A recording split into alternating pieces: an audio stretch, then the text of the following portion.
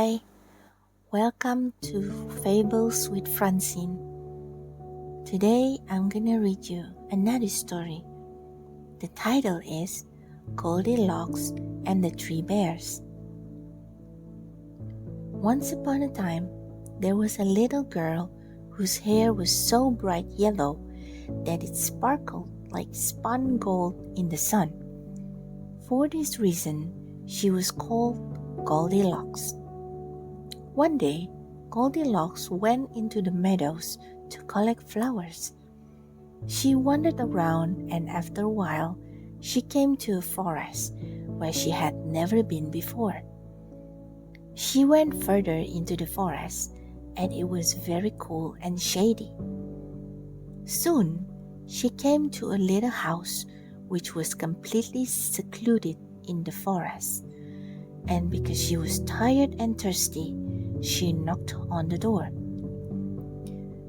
She hoped that there were good people living there who would give her something to drink and that she could rest for a while. Goldilocks didn't know it, but this house belonged to three bears. There was a big teddy bear, a middle-sized mommy bear, and a sweet little baby bear, not bigger than Goldilocks herself. The three bears had just gone out for a walk in the forest while their dinner was cooling. So when Goldilocks knocked on the door, no one answered. She waited for a while and knocked again. When no one answered, she pushed the door open and stepped inside. There were three chairs in a row. The first chair was a big chair. This was Teddy Bear's chair. The next chair was a middle-sized chair. This was Mommy Bear's chair. The last one was a small chair. This was Baby Bear's chair. And on the table were 3 bowls of steaming porridge. And so, thought Goldilocks, the people will come back soon to eat their porridge. She wanted to sit down and rest until they came. So she first sat in the big chair, but the cushion was much too soft and much too big. She seemed to disappear into it. Then she sat in a middle-sized chair, but the cushion was too hard.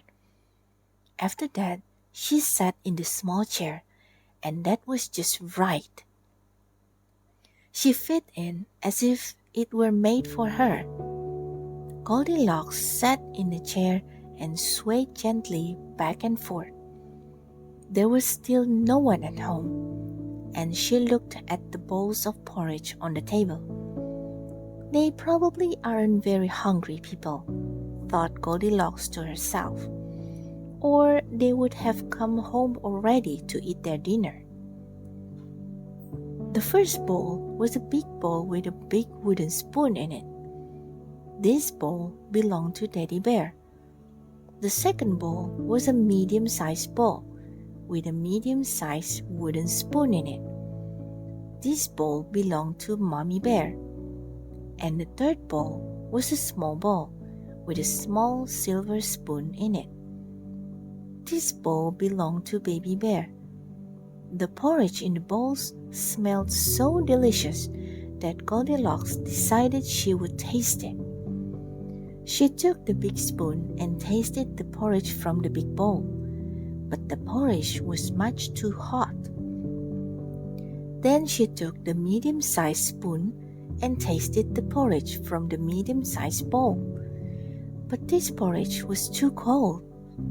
After that, she took the small silver spoon and tasted the porridge from the small bowl. This porridge was just right and tasted so delicious that she ate it all.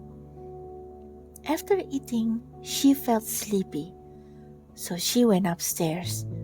There were 3 beds in a row. The first bed was a big bed that belonged to Teddy Bear. The second bed was a medium-sized bed that belonged to Mommy Bear. The third bed was a cute little bed that belonged to Baby Bear. Goldilocks first lay down on the big bed, but the pillow was too high and she couldn't get comfortable. Then she lay down on the medium-sized bed, but the pillow was too low, and that wasn't comfortable either.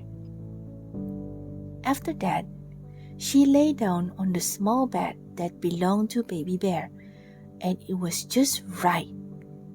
The bed felt so good that she stayed there until she fell into a deep sleep.